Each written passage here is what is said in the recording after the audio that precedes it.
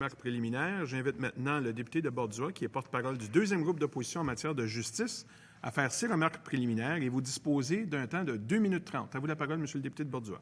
Merci, Monsieur le Président. Tout d'abord, mes salutations à la ministre, aux députés ministériels, à mon collègue de Labelle ainsi qu'à ma collègue de Repentigny.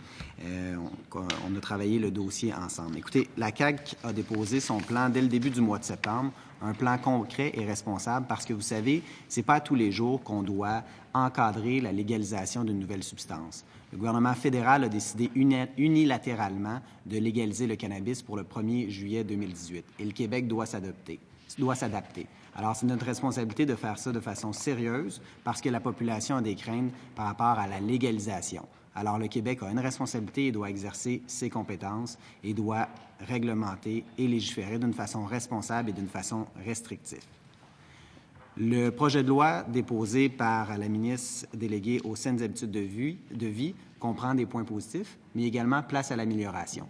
Et notre formation politique va viser à déposer des amendements et à travailler en collaboration avec les collègues ici lors de l'étude détaillée afin de bonifier le projet de loi. Notamment, Monsieur le Président, au niveau de l'âge. Actuellement, le projet de loi fixe l'âge à 18 ans. Nous croyons que l'âge légal pour acheter du cannabis devrait être fixé à 21 ans, considérant les données scientifiques, l'ensemble des fédérations médicales, l'ensemble des spécialistes du domaine de la santé qui indiquent qu'il y a des conséquences à consommer du cannabis avant l'âge de 21 ans, notamment sur le développement du cerveau des jeunes.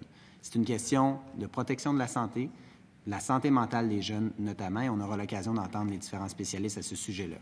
Également, Monsieur le Président, dans le projet de loi de la ministre, on prévoit qu'on va pouvoir consommer dans les endroits publics, les voies publiques, les places publiques, les parcs.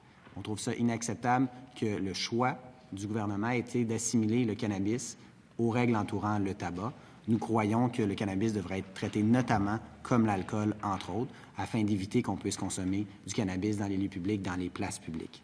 Également, Monsieur le Président, un point fort important également, ça concerne la conduite avec faculté affaiblie. Le gouvernement fédéral n'est pas prêt. Il n'a pas autorisé les appareils de détection. Il faut outiller les policiers, il faut donner les ressources aux policiers pour faire en sorte de pouvoir détecter cette conduite avec faculté affaiblie. En terminant, Monsieur le Président, toutes les dépenses seront à Québec et j'invite la ministre à poursuivre sa lutte avec son collègue des Finances, que tous les revenus et les taxes soient versés à Québec et non pas à Ottawa, parce que les dépenses sont à Québec, alors le fédéral ne devrait pas taxer le cannabis. Monsieur le député de Bordua, pour vos remarques préliminaires.